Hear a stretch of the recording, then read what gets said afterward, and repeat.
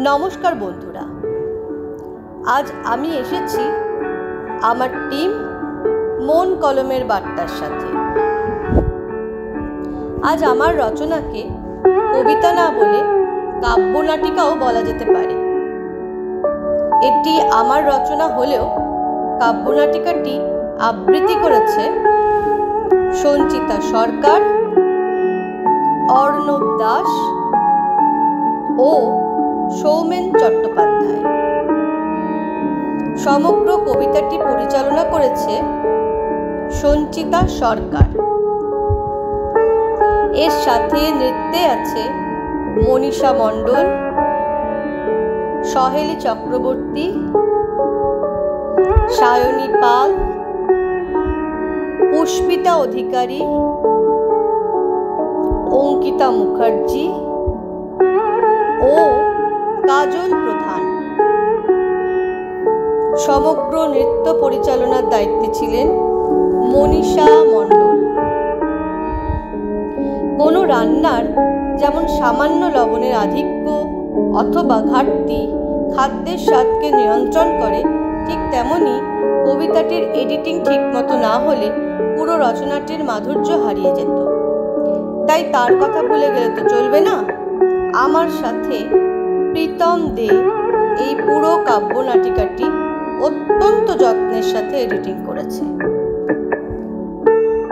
গত 19শে জুন শ্যামনগর দুর্গা মন্দিরে মন কলমের বার্তা টিম সাধনা নিবেদন করে।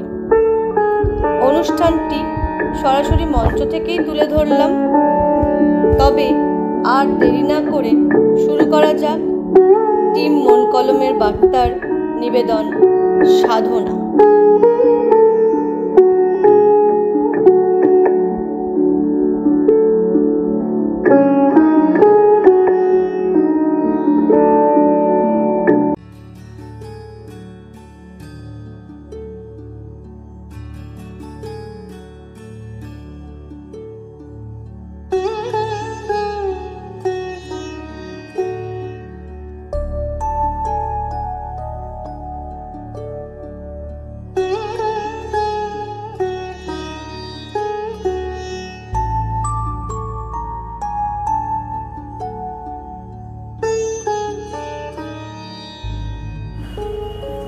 স্বর্ণচন্দ্রা তপ মাঝে একই রূপের ছটা, তবু মিথিলায় আজ কালো মেঘের ঘটা। চিন্তিত মন্ত্রীবর, তার শান্তি নেই মনে। উপবেশন করবে কে এই রাজ সিংহাসনে? রাজকুমারী শিবলী, তার ধনুক ভাঙা পণ, তার প্রশ্নের উত্তরেই জিততে হবে মন। অনিন্দ সুন্দরী কন্যা, সোনার বরণ তনু, কেশ যেন মেঘ রাশি, ভ্রুযুগল বাঁকা ধনু। নৃত্যগীতে পটীয়সী, অপার বিদুষী, জিতবে কে বড় মাল্য, কোন মহামতি? কুমার দল পরাজিত হলেন ধীরে ধীরে, মাথা নত করে নিজ রাজ্যে গেলেন ফিরে। চিন্তিত মহামন্ত্রী বলেন করজোরে, সিংহাসন কি থাকবে শূন্য এ রাজ্যের তরে? এ কেমন প্রতিজ্ঞা তব হে মিথিলা কুমারী? অযোগ্য রাজন পাবে না রাজ্য, বলেন কন্যা শিবলী। কুলগুরু গ্রহাচার্য বলেন, তিষ্ট মন্ত্রীবর, দেখাও কন্যা তব হস্ত, কর প্রসারিত কর। কন্যা হস্তে কুলগুরু রাখিলেন চোখ। শীঘ্রই আছে কন্যা তব বিবাহেরই যোগ। মহামন্ত্রী মুক্ত কর রাজহস্তি তীরে, খুঁজি ঠিক নেবে সেই ভাবি রাজনেরে। রাজকন্যা বলেন শুনি, প্রভু ক্ষান্ত হন, কেমনে রক্ষিবে তবে মোর অমোঘ পণ? মোর যোগ্য কুমারকে নাহি পাবো আমি? গর্জে ওঠেন রাজগুরু। ওরে মূঢ় অহংকারী, যোগ্য রাজকুমার পাবে এই সিংহাসন। তুই কন্যা হবি না তার যোগ্য নির্বাচন। তার কাছেই দর্প তোর চূর্ণ হবে ওরে, বাঁধিতে পারিস যদি তারে সংসার সায়রে। প্রগল্ভা রাজকন্যা বলেন উচ্চ হেসে, রূপে গুণে শ্রেষ্ঠা আমি আজও এই দেশে, পুরুষের যোগ্য নহি হেও কি সম্ভব, বাঁধিয়া রাখিব তারে দিয়ে তনু মন। কিন্তু প্রভু চাই মোর প্রশ্নের উত্তর, সঠিক উত্তরেই পাব মোর মনোচোর। অবশেষে রাজহস্তি মুক্ত হল পথে, খুঁজে নেবে সিংহাসনের যোগ্য রাজনেরে। রাজহস্তি নামিল রাজপথে যেথা, শালুকপ্রাংশু মহাভুজ যুবা বসিছিল সেথা। ধূলি শয্যা মাঝে যুবা নিজ কথা ভাবে, সপ্তডিঙা ডুবেছে তার অতল সাগরে। চম্পানগরে এক পর্ণ কুটিরে, রাখিয়া আসিয়াছে সে নিজ জননীরে। হারায় সকল ধন ভিখারি সে আজ, অথচ সে ছিল কোন রাজার কুমার। পিতৃব্য ছিল তার বিশ্বাসঘাতক, রাজাকে হত্যা করে নিল সিংহাসন। পলায়ন করলেন গর্ভবতী রানী, রাজপ্রাসাদ ছেড়ে মাতা হলেন ভিখারিণী।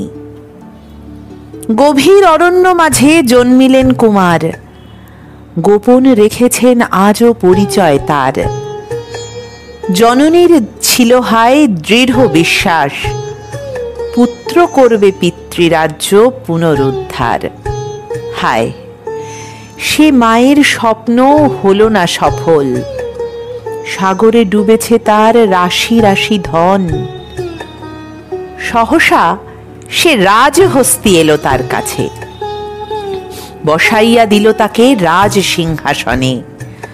চমকিত পথিক প্রশ্ন করে মন্ত্রীবরে, মন্ত্রীবর প্রণমিল তাকে করজোড়ে। চারিদিকে বেজে ওঠে শঙ্খ ঘণ্টা ধ্বনি, প্রজাগণ দিল সবে জয় জয় ধ্বনি। এতক্ষণে মন্ত্রীবর পথিকেরে কয়, মহারাজ দিন তবে তব পরিচয়। মহাজনক নাম মোর, নিঃস্ব বণিক আমি। কোনো কালে রাজবধূ ছিলেন মোর মাতা জানি। আজও পরিচয় গোপন মোর অজ্ঞাত কারণে, দুঃখিনী জননী আছেন আজও চম্পানগরে। বুঝিলেন মহামন্ত্রী এ যে সঠিক নির্বাচন, কন্যার উপযুক্ত স্বামী হবেন মহাজনক। কিন্তু কন্যা শিবলি সাধলেন বাদ, ভেদিতে হবেই তাকে প্রশ্নের বান। কি তব প্রশ্ন বলো সুচিস্মিতে। মহাজনক কহিলেন সুনির্মল চিতে, দেখিলেন রাজকন্যা তাকে মেলে পদ্ম আঁখি। এ কি, কেই নি মনোহর শালুকপ্রাংশু মহাভুজ রথী। পদ্ম আঁখি সহসাই অবনত হয়, গ্রাসিল তাহাকে আজ কিছু হারাবার ভয়।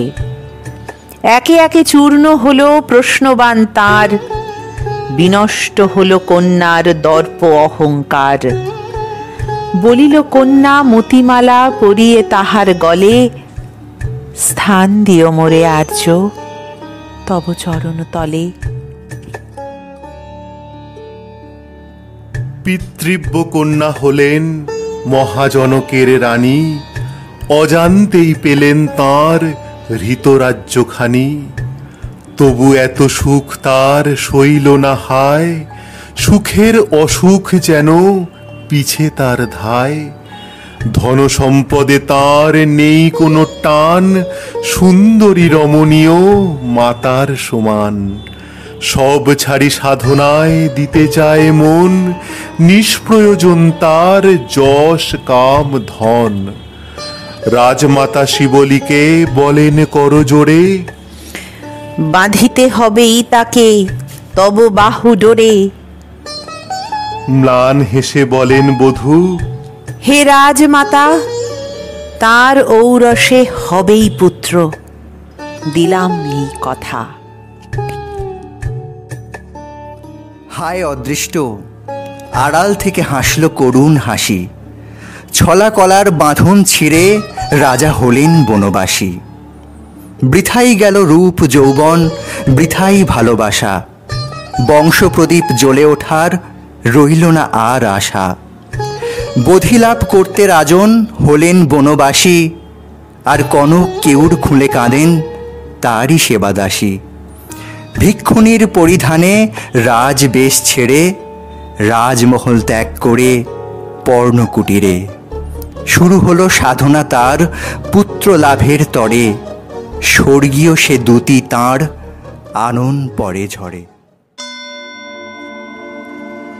বহু জন্ম পরে সফল হলো সাধনা, ধরায় আবির্ভূতা হলেন কন্যা যশোধরা।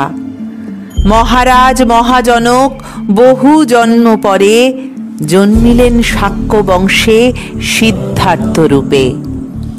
এই জন্মেই মনস্কাম পূর্ণ হলো দুজনার, শেষ হলো শিবলীর চরম প্রতীক্ষার। রাহুল এলো যশোধরার কোল আলো করে, তবু পুত্র স্নেহ পারল না রাখতে তাঁকে ধরে। রাজ ঐশ্বর্য ছেড়ে রাজা আবার হলেন বনবাসী, শূন্য হলো রাজপ্রাসাদ নিঃস্ব লুম্বিনী।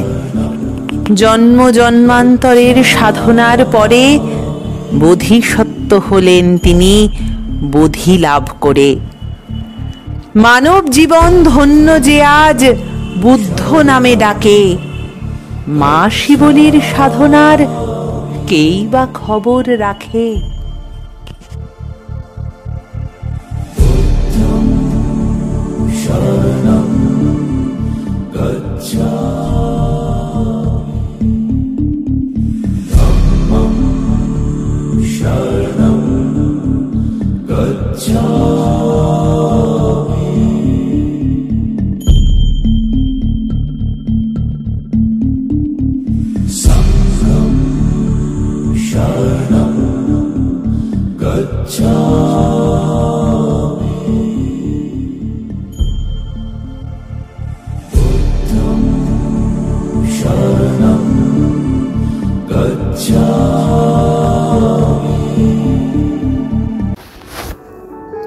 কেমন লাগলো বন্ধুরা আমাদের মন কলমের বার্তার টিমওয়ার্ক?